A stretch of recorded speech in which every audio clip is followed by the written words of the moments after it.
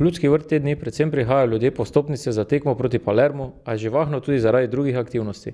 Celotno klubsko dogajanje seveda ni posvečeno zgolj članski ekipi, ampak poteka delo v skladu z načrti tudi na vseh preostalih ravneh. Eden najpomembnejših segmentov pri delovanju kluba ostaja skrb za podmladek. V današnjem videoprispevku vam tako skušamo kot zanimivost približati še nekoliko drugačne zadeve. Trenutke, ko prag Ljudskega vrta prvič prestopijo otroci, ki želijo postati nogometaši in nekoč obleči vijoličasto majico.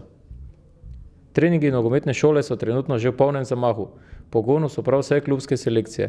Starejšim je program vadbe znan, z osnovami nogometnih veščin pa se seznanjajo najmlajši. Zanimanje med otroci za vključevanje v nogometno šolo NK Maribor je precejšnje. Vpis novih članov, letnik 2003 in 2004, je mogoč od ponedeljka do petka med 10. in 12. uro, v času popoldanskega treninga pa še ob 17. uri.